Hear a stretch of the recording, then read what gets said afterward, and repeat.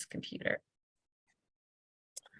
So welcome to the introduction session on the Urban Renewal Board and Austin Economic Development Corporation public information session about blocks 16 and 18 and the process that we will be undertaking over the next couple of months with all of our partners, stakeholders within the district, residents, businesses, property owners, and City of Austin.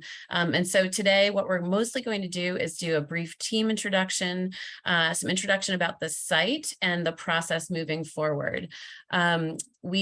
This recording will be on our website, and at the end I will put it back into the chat, which is austinedc.org/block1618. And there's a few dashes there, and we'll put that in the chat, and certainly it will be in email communications going forward. But we'll keep you all posted. But certainly so much work has happened and so much discussion has happened on these two blocks and this urban renewal district for many, many years. And so this effort is really building on those efforts and really hoping to advance the development that's something that balances community benefit with potential new uses and activities that will really complement the district.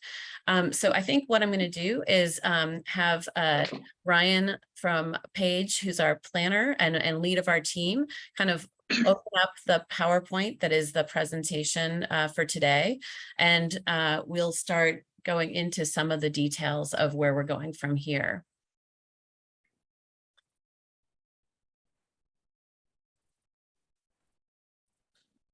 Great. Thank you. So I'm going to do the first couple of slides, and then I'm going to be handing it over to our consulting team that will be working with us. And really, we are Austin Economic Development Corporation. That's a slide in a second, but we're working on behalf of the Urban Renewal Board that really was founded back in the late 50s, early 60s, where many urban renewal districts were identified throughout the country. The Urban Renewal Board has been operating in different capacities throughout these years, and it sort of facilitated, I believe I should have checked this morning, 1999, I believe there was a urban renewal plan that was updated, identifying a number of parcels, two of which are the parcels that we'll be talking about today. The Urban Renewal Board is a public local government corporation that effectively owns the land that we'll be talking about. And there are public meetings approximately the third Monday of every month in the Street Jones building currently, which is on 11th Street and just immediately adjacent to one of the two parcels. And so we'll go into more detail about the Urban Renewal Board and their process in the future. But certainly this is important for you all to know that these public meetings are open and accessible to the public, and certainly one place where we'll be doing regular updates as well as more information about the program and development. Next slide. We are the Austin Economic Development Corporation, and I'd like to, I'm not sure how to do this, but Teresa Alvarez is our CEO somewhere on these set of boxes of videos. I'm waiting. Okay, so if anyone can see her. We are a mighty team of three. I'm the Chief Transactions Officer, Project Lead for the organization. My name is Ann Haynes. And we are also a local government corporation formed by the City of Austin to work on equitable development as a public real estate developer, really working in between public and private to facilitate transactions and programs for the City of Austin. We were founded officially, I guess, in 2020, where there was a resolution to create us. In 2021, last June, we signed our contract with the city for the initial few projects, and we worked with the Urban Renewal Board last fall of 2021 to establish a role to help facilitate the development of these two blocks on behalf of the Urban Renewal Board. We also have public meetings. They are essentially bi-monthly public meetings. We have an independent board of directors, 20 folks, 21 folks that are really our managers for the day-to-day of our operations. And certainly on our website, you can find more information about our public meetings, and we welcome folks to those as well. So those are sort of the key to at least government corporations that are working on behalf of this project. But we now have a team of many consultants who are also helping us with this pre-development scope of work. Great. So Ryan, I'm going to kick it over to you as sort of the master of ceremonies to start going through some of the introductions here. And if folks who are on the development team that are on this call, you can at least wave. I'm not sure if everyone can see all of your faces, but please introduce yourselves or wave. Yeah, and apologies for the text overlap there. But what the team overlap there is, we have a market and strategic real estate consultant on our team, Hyatt Brown. They're doing a lot of work for public entities in and around Austin. They specifically work on market for mission-driven organizations. So they are helping us really look at the market, what's going to be feasible for these blocks, and what will create a project that really helps to blend something that can be realized with the community goals. I'm with Page. We're an architecture, planning, and engineering firm here in Austin. We're looking at the physical implications of the site and potential development. We also have the Bingham Group, led by AJ Bingham, on our team. They are helping to work on the engagement strategy, along with Public City, which we'll mention in a minute. And then we have Civilitude to help us from an engineering and looking at the site logistics, as well as kind of thinking longer term about permitting requirements and things like that. And then, as I mentioned, we've have them on. I'll let them introduce themselves, but also working for AEDC is Public City on the engagement side. And Meredith and Miriam are on the call here today. Great. Thank you. And we'll get to more of the engagement with Public City at the end of this presentation.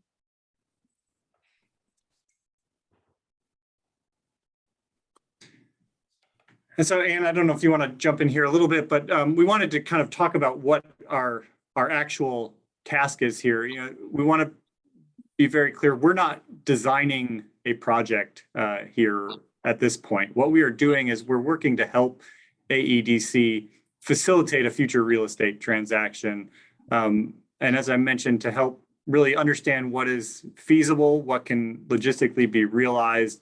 And that will lead up to a request for proposals, so that we're helping them to identify what can be asked for, what can be either required or requested in a future RFP for development. Anne, do you want to add anything to that? No, I think that's important to frame that really this work, building on so many years of planning and engagement, although it is present day, which is much different in terms of market conditions.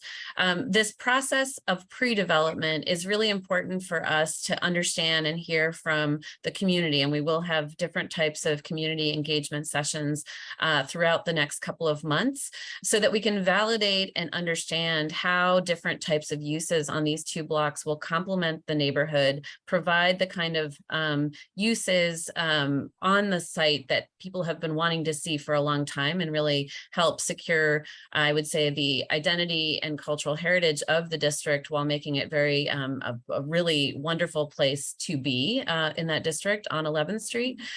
So we are looking forward to future conversations, even today, about what those needs are on the block, but most importantly, balancing that with available resources, whether public or private, and thinking about the market feasibility of being able to achieve this. I think that with the Urban Renewal Board, who will be overseeing the transaction, there will be some balancing of priorities, but our goal in this process is to get the best sort of recipe for the developers in the RFP process, request for proposals process, so the developers can look to help to facilitate this development as it meets community need. So we really look forward to your input on this process as we move forward. And so, kind of along that lines, one of the things we want to make sure that we're doing is learning from the prior work that has been done. As Ann mentioned, 2022 is a different kind of market real estate condition than in the past, but we want to understand, where the priorities lie and where the discussions that have been had in previous efforts. So just kind of a little snapshot of some of the takeaways that we have. And, in the conversations, we welcome any, big items that we may have missed or we're not focused on in terms of what the community priorities are. So just a couple of previous efforts here. There was an East 11th and East 12th street development strategy in 2012. There was a questionnaire to the community.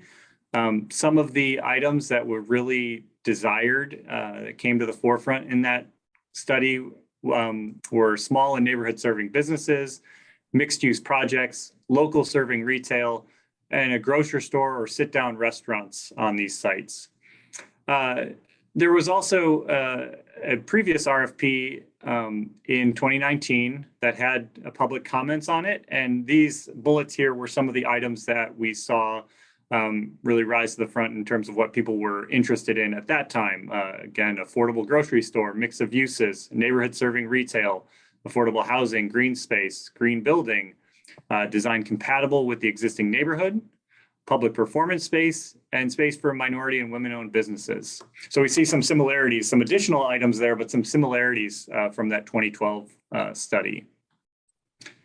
And then, of course, we have in September 2021, there was a council resolution that outlined what should be considered on these blocks. And again, we see a little bit more specificity in this, but some similar overlaps here. Some outdoor performance space and publicly accessible green space, indoor performance space, audio video recording studio, rehearsal space, classroom meeting and conference space, small studio rooms for practice lessons and art making. So there was a lot of theme here around the performance space opportunities. Shared work and office space for nonprofits, arts organizations that reflect the intent of the African American Cultural Heritage District. An art gallery was of interest or was to be studied in this direction from council. Kenny Dorham Museum, street level retail, and then residential units. And specifically in this this council resolution, looking at or below 60% of median family income housing for working creatives was kind of the direction here. And so we'll come back and like I said, we definitely want to hear if there are items that we're not capturing in that are really high priorities for the community. But I wanted to touch a little bit on some of the physical site constraints and considerations for these two blocks. Just to remind us, we're sitting kind of on either side of the Street Jones building in that block that we're seeing in the image here. We're on the west side and the east side of that is where 16 and 18 are. You can see them in the red outlined or red squares there is their location. The yellow is the East 11th Street and 12th Street is the green is the East 12th Street. We do have some other restrictions on these sites. I'm assuming many people are probably familiar with the Capitol View corridors. If you're not, they are views to the Capitol building that restrict height along certain parcels that are underneath them. Those are the dashed lines that are running through the middle of the image there, which actually will restrict height on both of these sites, a large portion of both of these sites. And you can see that kind of in a three-dimensional form here. That's a representation of that Capitol View corridor that runs over both of these sites. And you can't build anything above that plane where it crosses the site. So those will limit, as I said, a majority of these two sites, their height to really something that is similar to what's on the adjacent parcel. We're also looking at the specific impacts on the individual blocks, area that would need to be dedicated in the sort of shaded red color there for additional right-of-way to improve street pedestrian connections and street tree street plantings to make a better pedestrian environment on the site. That would be something that would be required on these sites. There are also a number of protected trees. As we understand it from the survey, we don't have any heritage trees, but we do have protected trees, and we'll want to think about the constraints that those put on the site, either from, do we move them, do we keep them, do we replace them, something along those lines. We'll be exploring those different possibilities as we look at the site. And similarly, on block 18, it has the same right-of-way needs. It has a number of protected trees on the site that we'll need to factor in one way or another in terms of future development. Then, Ann, do you want to touch on engagement? Yeah. I wanted to just thank you all again for joining, and certainly those online that will see this in the future. Our goal is to really engage the community and really building out this recipe for the request for proposals that we will be putting out later in the fall. But I did want to introduce, let's see, Meredith and Miriam, I can barely see your squares. Here, and we can walk through some of the steps. And I guess I'm gonna just, I think somebody's got their microphone on, but Meredith and Miriam. Sure. We are excited to be in partnership with AEDC and all of you, because this is such a critical project, and for longevity, for legacy, for making the community's desires and needs happen, or help them happen, help them be realized in the RFP, but we have to get the RFP right. So that's, I think, where our strategy in terms of the engagement is coming from. Miriam, is there anything in particular you want to say about the engagement? I just want to point out that we are still collecting names of people that are property owners, business owners, residents, legacy families that have been in the neighborhood for a very long time. I personally have a long history with this neighborhood. I grew up in this neighborhood, and so we want to get it right, and we want to help AEDC do so. Yeah, thank you. That's a really great point. Thanks for raising that. We appreciate those of you who are on this call, and we are continuing to circle out and get people to at least know about the process and engage as they have time and availability and obviously interest. So that's great. And so, I'll just, Miriam and Meredith, one of the things that we're trying to figure out is for late September in particular, some focus sessions. And so maybe Meredith and Miriam, you can speak a little bit about those. Sure. Yeah, I think we're looking at, and we would love input on this. This is in development, and anything you can share with what works for you would be helpful in sort of designing these. But we're looking at doing 3 kind of, get-togethers, conversations. It says here, community focus sessions, open house style. So we just want this to be comfortable, open, very honest about your needs and priorities for the RFP. So we're looking at kind of 3 community focus, and then if we end up developing a bigger group of folks that are property owners or potential developers, we'll add 1 more if we need to for specific community types. So what we want to make sure to do is start with the community. This is about the community's desires and needs. And so I think, starting with those voices, we believe is critical. And then we can sort of share those with, if we have a 4th open house, focus session on what we've learned so far. I think it'd be critical to have maybe divergent interests so that we can really get to something that can benefit all. Miriam, is there anything?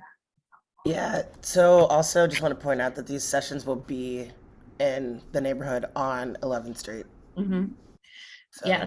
And I'll that is really critically important. And also, aside from these formally sanctioned kind of like sessions, if anyone on this call feels that there's a group of folks that you would like myself and or some of the consultants to be at to sort of answer questions, we are more than willing to make that happen. So please continue to get in touch with me for any suggestions and feedback, and certainly we'll be working very closely with our consulting team to make that happen. As I mentioned, the Urban Renewal Board meets every third Monday approximately at 6 o'clock at the Street Jones building, which is on 11th Street, and I think it's 1100 on the 4th floor. September 19th, Monday night, is the next one, and we'll definitely do updates, mostly primarily on around sort of program variables that we're starting to talk about today, as well as certainly trying to make sure any dates and information about the community sessions will be well broadcast. And we will continue to use this distribution channel through email to keep people up to date on any dates and locations. But if you see sort of a group hovering around 11th Street, it might be us. So please feel free to join us. And I think some people have just joined a little bit later. So I was going to ask Ryan just for a second, maybe to go back to some of the earlier engagement work, just in terms of what we've heard or what we're building on, just based on the levels of work. And I'll answer, Vicki, thank you for joining us, a stakeholder, property owner in the area. What has caused this process to be so long and drawn out? I have to admit that I am newer to the city, and so don't have all of the ins and outs on that. But I think that very typically in these types of, urban development processes that involve public agencies and public land, a variety of different things happen, whether it's a change of staffing to, an RFP or a planning process has gone through, but there may not be resources to proceed at that time. And sometimes I believe, and others can speak to this, I know that in 2019, I believe there was a changeover of some of the folks on the Urban Renewal Board, but I can't be sure about that. So I think the most important thing to know is that we are now building on this work and moving forward. And our intention, the Urban Renewal Board's intention, I know the city's intention, is to make sure that we're finally able to achieve some of the uses that the community would like to see to happen on these blocks. And again, market has changed. I think there's lots of potential interest in these blocks, but the most important thing is that we get the recipe right and the priorities right that are in this RFP, so that we can achieve effectively, finally, the goal that really started back in the 90s for these two blocks.